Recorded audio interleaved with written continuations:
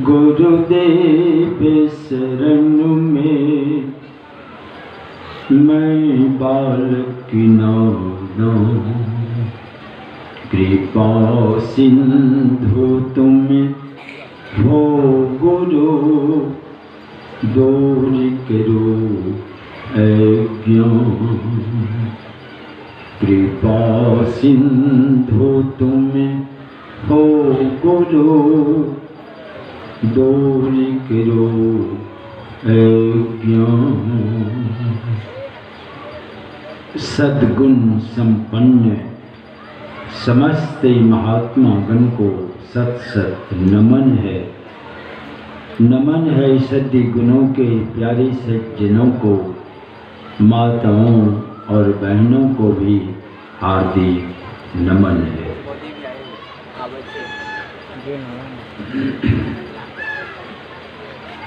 अभी हम सब लोग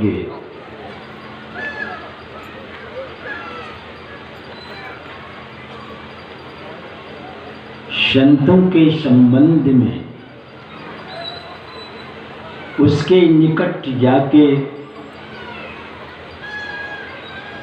बैठ करके सुनने से क्या लाभ होता है, तमाम बातों को सुन रहे थे आप।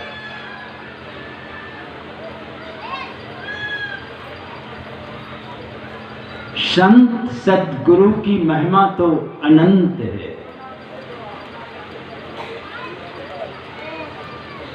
संत सद्गुरु की महिमा कितनी है।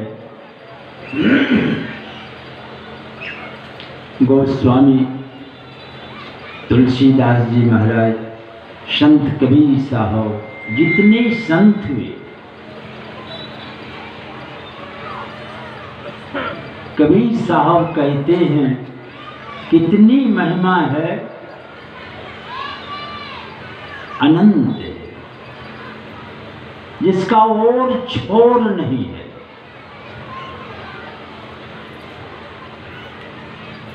और ऐसे अनंत महिमा संपन्न संतों का उपकार बीच में नहीं छोड़ता है, अनंत तक पहुंचा के ही रहता है।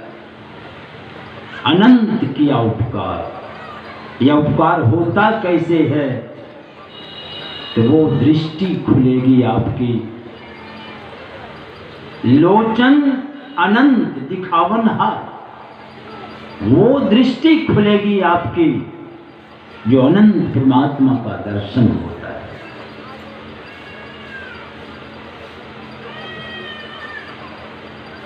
ऐसे महिमा संपन्न संत बनते कैसे, जो सारे संत, सारा वेद और वेदांत, समस्त सद्ग्रंथ कहते हैं कि सुनो जाके।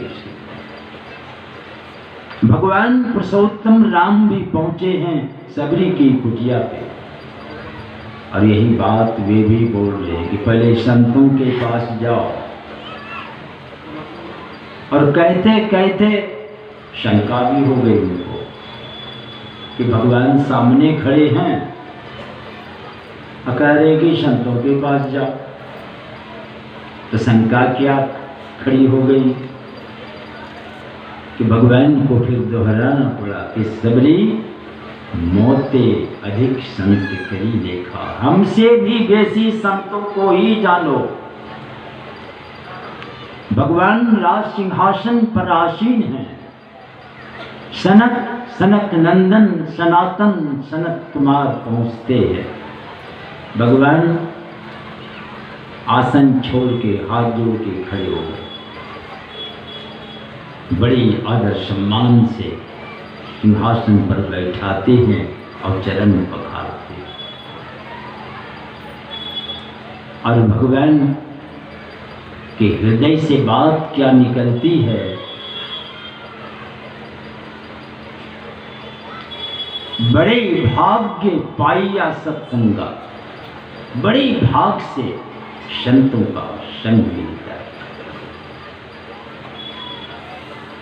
है। फायदा क्या होने वाला है? मिल गया तो बिना ही प्रयास, बिना माथा पच्ची के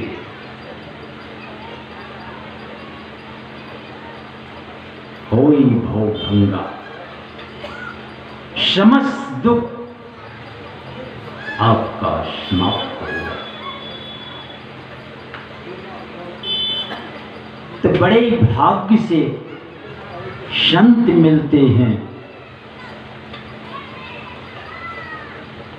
आप सुने होंगे दादू दयाल जी महाराज बड़े पहुंचे हुए संत हुए हमारे देश में। 152 शिष्य उनके पहुंचे हुए थे।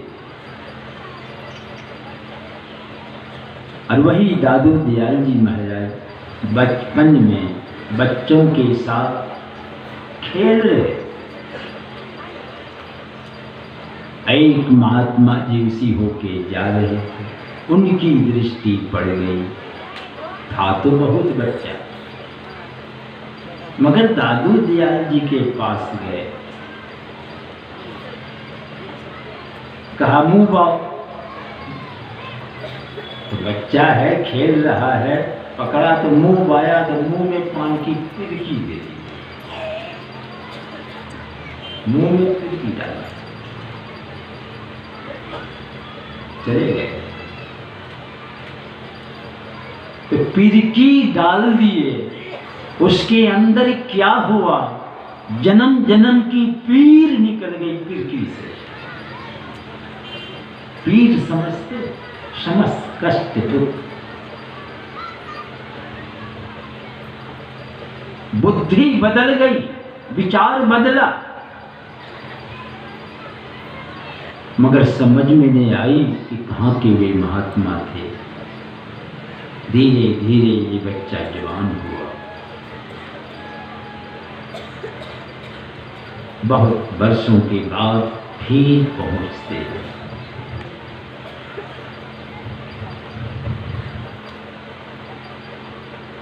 और वही दादू दयाल जी महाराज को वही ज्ञान दिया।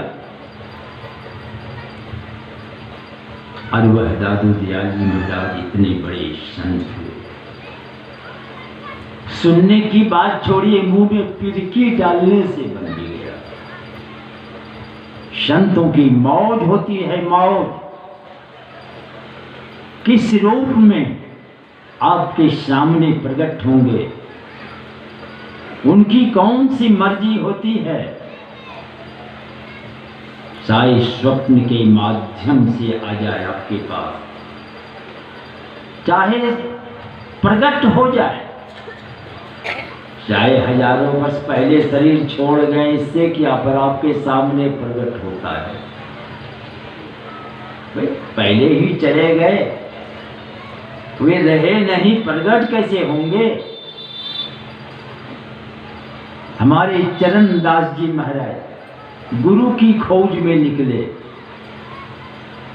खोजते खोजते कहीं गुरु नहीं मिला। सोचा जीना बेकार। खोजते खोजते कहां पहुंच गए? सुखताल।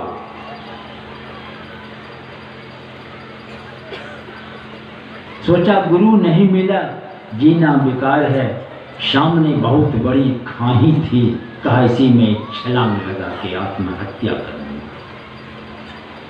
जैसी छलांग लगाना चाहा कि पीछे से हाथ पकड़ लिया। कहा क्या करने जा रहे हो?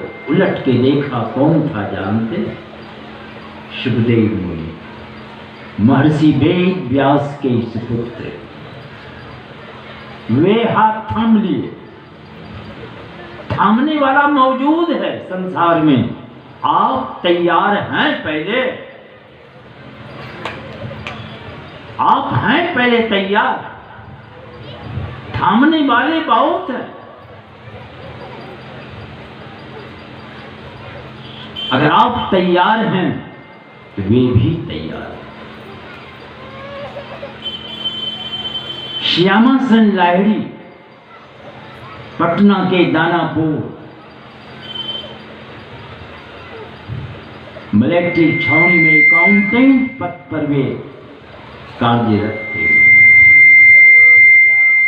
उसकी बदली हो गई कहां? हरिद्वार की तरफ रानीखेत। और उस समय की बात है, यातायात की बड़ी असुविधा, जाने में बहुत समय लगा उनको। और उस समय यातायात की बस वही घोड़ा गाड़ी, बैलगाड़ी, यही मुख्य सवारी। तो वे पहुंचते हैं, ऑफिस में काम किए, टहलने निकल पड़े संध्या समय। जंगल पहाड़ों का देश, भयंकर जानवर सब रहते हैं जंगल में। तो टहलते हुए जब आगे बढ़े तो मन में हुआ कि नहीं, अब लौट जाना चाहिए, क्योंकि यहाँ भयंकर बाघ, भयंकर जानवर सब रहते हैं।